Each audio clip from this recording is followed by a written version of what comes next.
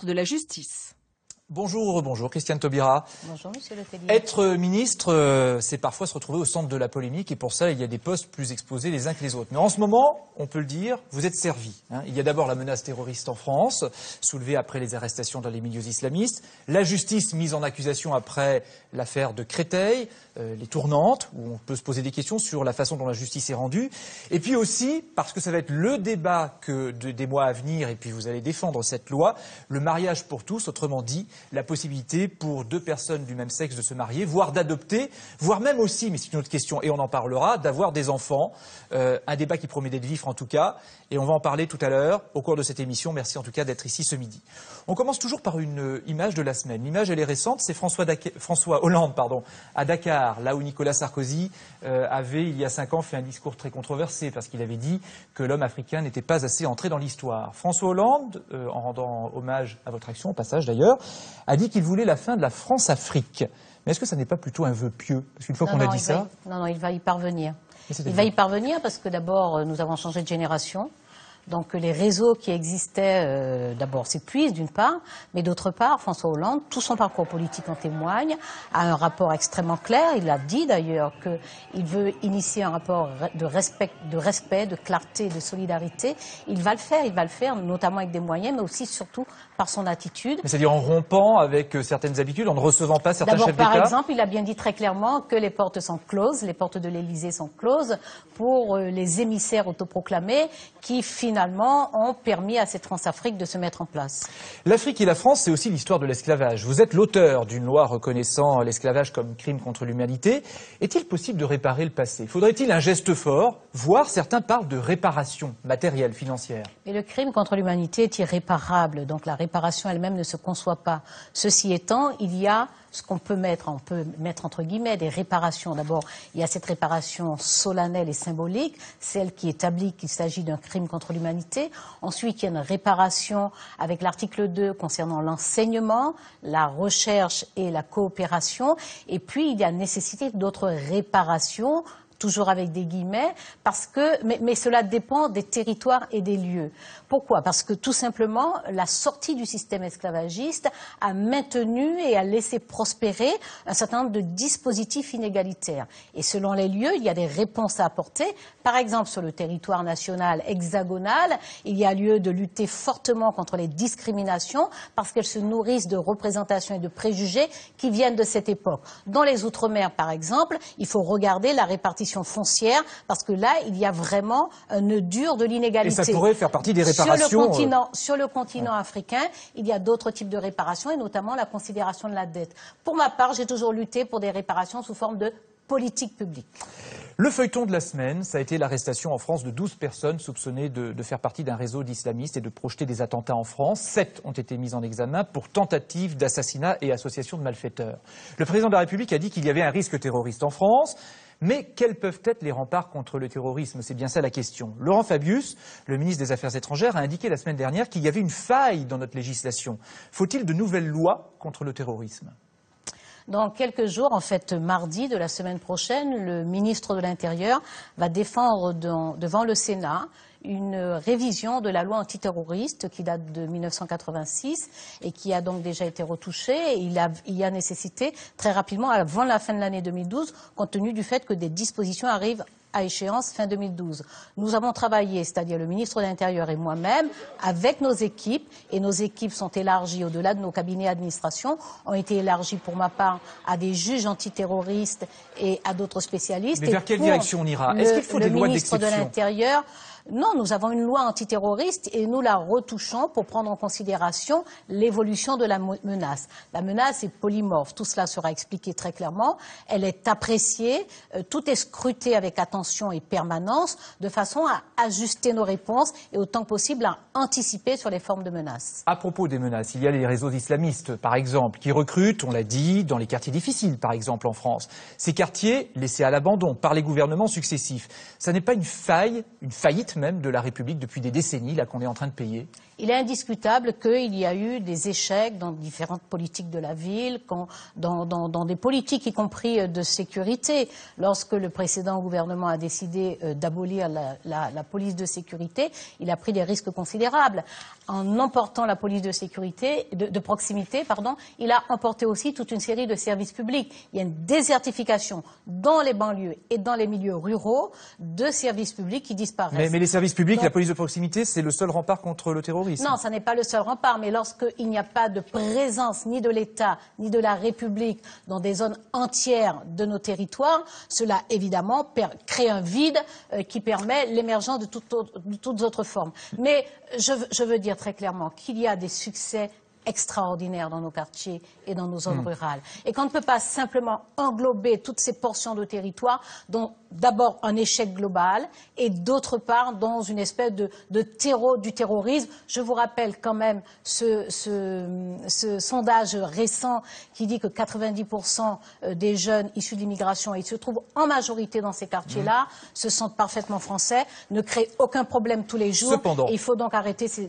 globalisations. Cependant, y a-t-il en France une dérive communautariste qui remet en cause les valeurs de la République, la laïcité, voire qui serait à l'origine d'un racisme anti-blanc, comme le disent certains? Non, je vois qu'il y a une façon, c'est-à-dire qu'il y a une instrumentalisation. Ce qui est vraiment dangereux, c'est qu'on voit des responsables publics éminents. Et je parle très clairement des dirigeants de l'UMP, des responsables publics éminents qui, pour des raisons à la fois ponctuelles et totalement électoralistes, brandissent des risques de désintégration de notre société.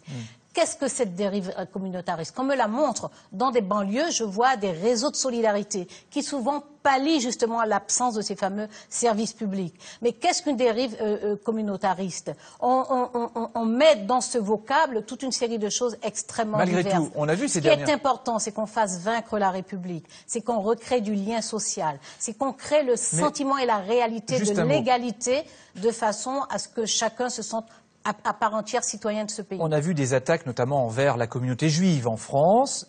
Est-elle plus menacée que d'autres?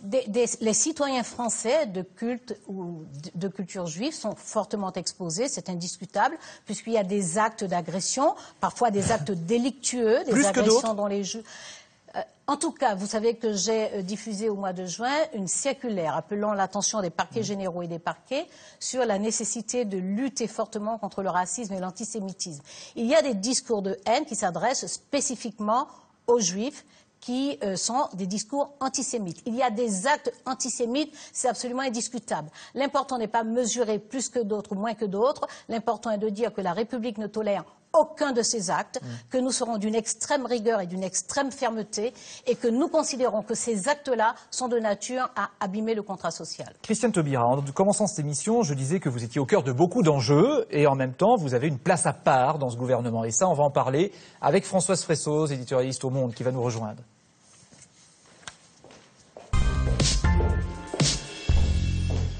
Bonjour Françoise. Bonjour Francis. Bonjour Madame Taubira. Bonjour Madame. Christiane Taubira, vous avez la réputation d'avoir un caractère bien trempé, des convictions affirmées. Vous avez commencé votre carrière politique comme indépendantiste en Guyane. Et puis on vous a vu vaciller le mois dernier, un malaise qui était dû à une grande fatigue. Mais je me suis demandé aussi, est-ce que c'était pas dû à un certain découragement? Est-ce que vous vous attendiez à ce que ce soit aussi dur d'être garde des Sceaux sous le gouvernement Hollande? Pas de découragement, d'abord une vraie exaltation qui se maintient. Et qui s'épanouit d'ailleurs. Non, ça faisait plusieurs semaines que je dormais 2 heures. Les derniers jours, je dormais 1 heure par nuit. Le corps a ses limites. Cause de l'intensité du travail. Parce qu'il y a beaucoup de travail, parce que j'ai lancé de nombreux chantiers, des chantiers de fond, des chantiers lourds que j'entends faire aboutir. Donc je suis très très fortement engagée dans mon travail. Mon cabinet l'est, mon administration l'est. Il y a un moment où le corps crie au secours, c'est tout. Votre corps qui est au secours, mais on voit aussi que dans le couple que vous formez avec Manuel Valls, l'intérieur d'un côté, la justice de l'autre, l'homme qui prend toute la lumière, c'est Manuel Valls. Il est le roi des sondages sur une ligne extrêmement sécuritaire. Et vous, vous êtes beaucoup moins populaire et vous êtes en plus en but aux attaques de la droite. Est-ce que vous vivez pas très mal cette situation? Non, parce que les attaques de la droite, qui sont totalement démagogiques et irresponsables, ne m'atteignent absolument pas. Et d'ailleurs, de plus en plus dans les actions que je lance, il y a des élus de l'UMP, principalement des sénateurs, parce que les députés semblent encore très embrigadés, mais il y a des sénateurs qui ont des engagements de cette nature, notamment en matière de politique pénale et de politique pénitentiaire, et qui sont de plus en plus ouvertement présents dans les événements que j'organise. Pour le reste, non. Manuel Valls est un membre du gouvernement. Ce que je peux vous dire, c'est que nous travaillons ensemble très sincèrement et très sérieusement. Mais vous avez avalé des couleuvres. Par exemple, le démantèlement des Roms, vous n'étiez pas des camps de Roms, vous n'étiez pas du tout d'accord. Ça n'est pas une couleuvre, madame.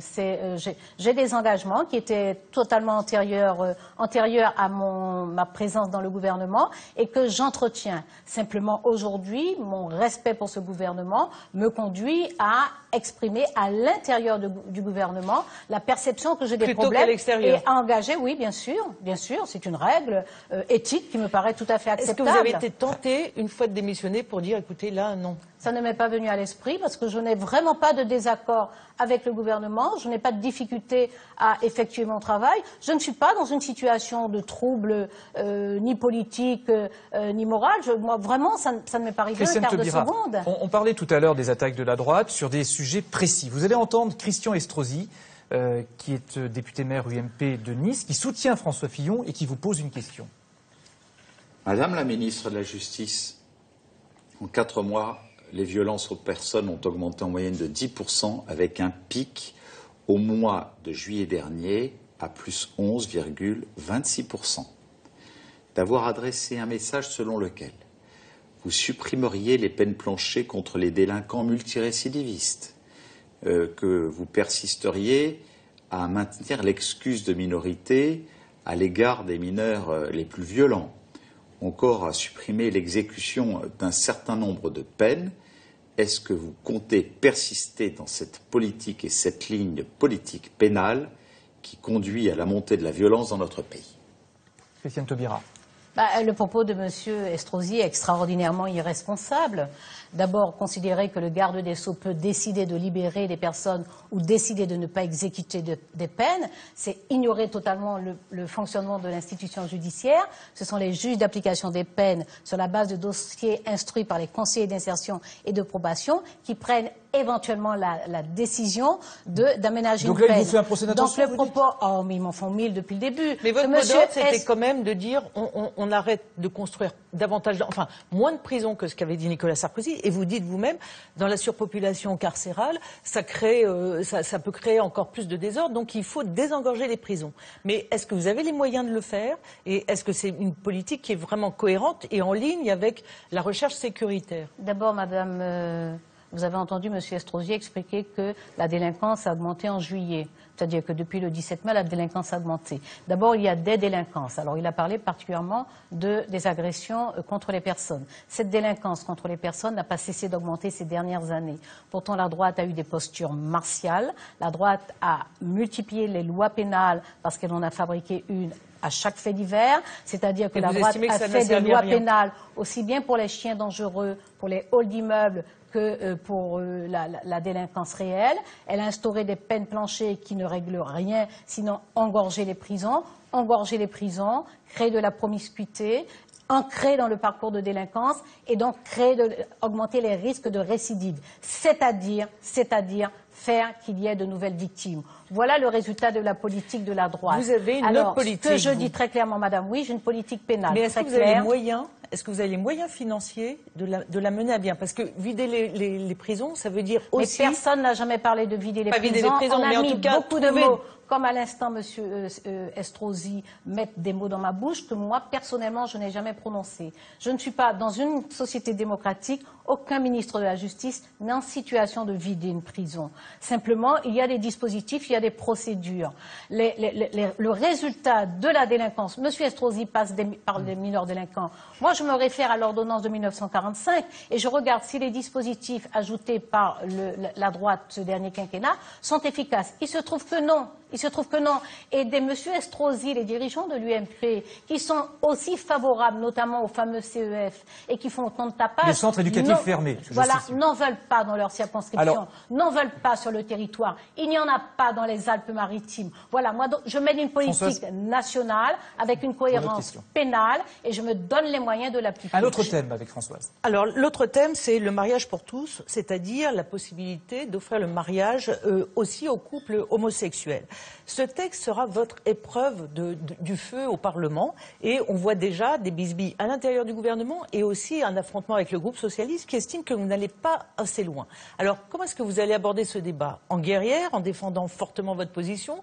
Vous êtes prête à un clash avec le groupe socialiste ou est-ce que vous allez essayer de trouver des points de vue qui s'accordent? C'est extraordinaire, cette vision des relations entre le gouvernement et la majorité parlementaire. Alors, j'ai déjà eu un combat parlementaire qui n'était pas un combat. C'est vrai que sur le harcèlement sexuel, il y a eu l'unanimité. Mais là, il y a eu un débat de fond. Il y a eu un débat de fond sur le harcèlement sexuel. Oui, effectivement, c'est un sujet, mais c'est un sujet de société. Vous en convenez. J'ai entendu M. Letellier tout à l'heure dire que pour les uns, c'est un enjeu de société, pour les autres, c'est une exigence d'égalité, mais c'est les deux. C'est un enjeu de société. On va y revenir un peu plus tard d'ailleurs. Nous ouvrons une institution qui est une institution de base dans cette société. Nous modifions le Code civil sur ses fondements mêmes. Donc c'est un enjeu de société. Je porte le texte du gouvernement sur la base de l'engagement du président de la République. On va y revenir tout à l'heure en détail, si vous voulez bien. Mais je répondais à la question. Voilà, oui, non, tout à fait. Mais ce que je voulais savoir, c'était... On sent que c'est un sujet extrêmement conflictuel. Vous avez plutôt envie d'y aller dans la concertation ou vous dites finalement, c'est ma vision qui va l'emporter? Mais quelle est ma vision? Je viens de vous dire, Madame de Fressos, que je porte un texte du gouvernement. C'est ça. C'est l'engagement du président de la République. Et je ferai mon travail en conscience et sérieusement. On m'a attribué des rôles ces dernières semaines qui sont à front renversé par rapport à mes engagements. Mais ça n'a pas d'importance. Nous aurons les débats parlementaires, Assemblée nationale et Sénat. Tous ces sujets sont sur la table depuis le début. Le président de la République s'est engagé sur le mariage et l'adoption pour tous. Mais ces sujets, à savoir l'ouverture de l'adoption aux couples non mariés, c'est-à-dire essentiellement pacsés ou en union libre, par exemple la procréation médicalement assistée, par exemple le statut du tiers ou du parent social, toutes ces questions-là sont sur la table depuis le début et vont nécessairement faire débat. Faire débat, ça n'est pas faire la guerre. Avec ce texte, nous réformons en profondeur la société française, mais nous ne la prenons pas d'assaut, nous ne lui faisons pas de violence. Alors, on va y revenir sur certains aspects de ce mariage ouvert à tous, ce mariage pour tous, comme vous le dites vous-même. Le temps de remercier Françoise. Merci beaucoup d'être venue sur le plateau de 12-13 dimanche. Avec vous, madame. Mais elle reviendra. Je ne sais pas. Peut-être pas avec vous, mais elle reviendra, ça c'est sûr. Merci beaucoup, Françoise. Christiane Taubira, dans le procès des tournantes du Val-de-Marne, 10 personnes ont été acquittées et 4 condamnées à des peines d'1 an maximum pour le viol de 2 jeunes filles. Le parquet a finalement décidé de faire appel. Malgré tout, ce procès laisse l'idée d'un fiasco. C'est un fiasco, ce procès? Alors déjà, c'est un procès pour viol collectif. Ouais. C'est un crime, selon le code pénal. Ces jeunes femmes ont subi, en tout cas affirment avoir subi des viols. Des éléments de preuve manifestes ont été apportés. Et puis le jugement a été prononcé. Je rappelle qu'en cour d'assises, il s'agit d'un jury populaire. Ce procès s'est tenu à huis clos. Mais vous en pensez quoi? Il est difficile. Que les viols collectifs sont inacceptables et qu'il y a toute une série de messages à donner dans cette société pour que, y compris dans l'opinion publique, on comprenne qu'il s'agit d'un crime et que le viol commis en réunion, dans collectif, est un crime avec des circonstances aggravantes. Mais les assises, là, n'ont pas fait passer le message. Vous avez vu que le parquet a fait appel. Donc, nous attendrons le prochain procès. Ce qu'il y a, c'est qu'il faut bien voir que, dans ce pays aussi, les victimes ont été instrumentalisées lors du dernier quinquennat. On a parlé des victimes à toutes les sauces, mais on a réduit de 30% le budget d'aide aux victimes. Dans nos tribunaux de grande instance, il n'y a que 50 où se trouve un bureau d'aide aux victimes. Je vais en ouvrir dans tous nos tribunaux de grande instance en 1 an. C'est-à-dire que d'ici à 2013, il y aura un bureau d'aide aux victimes partout. Je relance le 08 victimes. Le gouvernement lance avec la ministre des Droits des Femmes une campagne de sensibilisation qui va démarrer début novembre. Il y a un travail important à faire, ce que j'ai commencé avec l'INAVEM, c'est-à-dire la Fédération des associations de victimes. Il faut accompagner les victimes parce que, Monsieur Letellier, il faut bien voir que plus le temps passe, plus il est difficile de démontrer les faits et plus on fragilise les victimes. Donc il faut accélérer les procédures. Nous l'évoquions il y a quelques instants, le mariage pour tous, le mariage mariage pour les homosexuels. C'est une promesse, vous le disiez, de François Hollande. Plusieurs pays européens l'ont déjà adopté. Mais ça fait débat en France. Quels seront les droits des nouveaux mariés? Le projet de loi sera présenté à la fin du mois. Des maires disent déjà qu'au nom de leurs convictions personnelles, philosophiques ou religieuses, ils n'accepteront pas de faire ce genre d'union. Est-ce qu'il faut prévoir des sanctions dans la loi contre ces maires? Mais les sanctions sont déjà prévues parce que pour ce qui concerne les mariages, les maires officient en qualité d'officiers ministériels, c'est-à-dire qu'ils exercent une mission dévolue à l'État, mais que l'État a déconcentré donc leur délègue. Donc à ce titre, ils ne peuvent pas se permettre de dire qu'ils n'exécutent pas. D'ailleurs, j'ai vu que quelques maires disent qu'ils vont confier ça à leurs adjoints. Oui. Donc il y aura un problème à partir du moment où il y a refus de marier.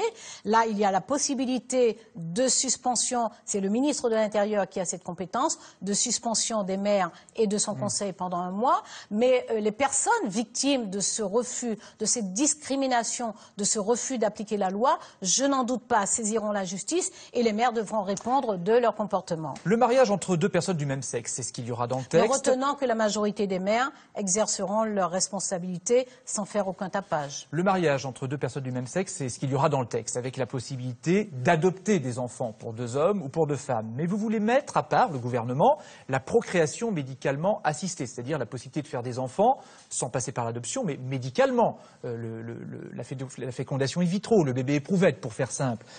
Pourquoi mettez-vous ça à part? Vous avez vu l'engagement du président de la République, c'est le mariage. Oui, mais il était aussi la procréation médicale assistée. Non, pas son engagement numéro 31. Le président de la République, en qualité de candidat, a eu l'occasion effectivement de s'exprimer sur la procréation médicalement assistée, de dire qu'il y était favorable. La procréation médicalement assistée, dans notre droit actuel, relève du Code de la santé et prévoit un certain nombre de dispositions qui ne peuvent pas être transposées en l'état sur les couples homosexuels. C'est seulement ça, c'est pas une question Je répète, c'est pas seulement ça, nous n'allons pas faire à la télévision le débat qui doit se tenir au Parlement. Donc les députés socialistes ont pris, mais je l'ai dit tout à l'heure, c'est un sujet qui est sur la table depuis le début. Oui, mais on a l'impression qu'il y a un recul. Regardez, ça crée des tensions. Il n'y a pas de recul puisque ça crée des tensions dans les associations gays qui vous reprochent justement le recul. La ministre de la Famille, Dominique Bertinotti, défend l'idée que les couples de lesbiennes puissent avoir recours justement à cette procréation médicalement assistée. Il n'y a pas une marche arrière quand même du gouvernement sur ce sujet? Si on peut être un peu rigoureux, Monsieur Letellier, on peut essayer. Allez-y. Où est la marche arrière puisque l'engagement est appliqué dans le texte? Pas la procréation médicalement assistée. Mais la procréation médicalement assistée n'est pas dans le texte. Qu'il y ait un débat, que les associations sont mécontentes, que les uns et les autres prennent position, c'est quelque chose. Mais c'est ça un débat démocratique. Pour ma part, j'ai des engagements. Moi, je veux bien être à front renversé aujourd'hui. Je veux bien qu'il y ait aujourd'hui des personnalités extrêmement militantes. Je veux bien, mais j'ai des engagements. En tout cas, ma responsabilité aujourd'hui, c'est l'application de l'engagement du président de la République. Sauf que vous avez vu que le débat aura lieu, Monsieur Letellier. Vous voudrez bien patienter, il aura lieu, inévitablement. Il aura d'autant plus lieu qu'il y a des députés socialistes qui vont déposer des amendements pour la procréation médicalement assistée en disant le gouvernement. Monsieur Letellier, nous en sommes informés depuis je bien dis aux 3 téléspectateurs, jours. Le gouvernement ne peut pas couper à ça, disent-ils. Donc le gouvernement va s'opposer aux députés socialistes. Et le débat aura lieu, mais enfin des amendements, c'est la responsabilité des parlementaires, députés et sénateurs. Le débat a lieu. Ensuite, ce sont les députés et les sénateurs qui votent. Arrêtez de faire des psychodrames. Là, il n'y en a pas. Le gouvernement ne... Faisons un peu de pédagogie. Faisons un peu de pédagogie. Il y a d'autres pays d'Europe où le mariage pour tous a été adopté. Il y a certains pays d'Europe où la procréation médicalement assistée a été adoptée. À part les Pays-Bas, ce sont 2 lois séparées. Voilà. Donc c'est ce qu'a dit en substance le Premier ministre. Le débat aura lieu. Il s'agit de patienter quelques semaines. Quelques semaines, pas plus. Une dernière image pour terminer. Celle de Nicolas Sarkozy jeudi à New York. L'ancien président de la République a tenu une conférence privée à l'invitation d'une banque d'investissement brésilienne. On ne sait pas s'il a été payé très cher ou pas, mais Tony Blair, quand il le fait, il est payé 300 000 € pour une conférence. Ça vous choque, cette reconversion, ou vous trouvez que c'est normal ? Non, moi je trouve quand même qu'il y a une relative indécence au fait d'utiliser le fait d'avoir été élu au suffrage universel, d'avoir eu entre les mains les affaires de l'État, d'avoir construit à partir de là une certaine compétence pour qu'aujourd'hui elle ait une valeur vénale, une valeur marchande. J'aurais été plus sensible, sincèrement, je suis plus sensible à des anciens présidents de la République qui parcourent la planète sur des causes humanitaires ou humanistes pour faire progresser le droit, pour faire progresser la démocratie. En 15 secondes. Je trouve que ça a plus d'allure et plus de contenu. En 15 secondes, Nicolas Sarkozy pourrait-il revenir dans le paysage politique français? C'est le dernier de mes soucis, pardon. Ah, vous avez le droit, vous avez le droit. Vous le craignez? Il reste Non, le principal opposant à gauche? Je n'y pense pas à un millième de seconde. Nous sommes dans une démocratie. Le peuple français s'est prononcé le 6 mai, sans ambiguïté. On peut inventer des sujets de discussion tous les jours. Merci en tout cas, Christiane Autour d'une Taubira. tasse de thé. Et pas sur un plateau de télévision. Merci en tout cas, Christiane Taubira, d'avoir accepté notre invitation ce midi.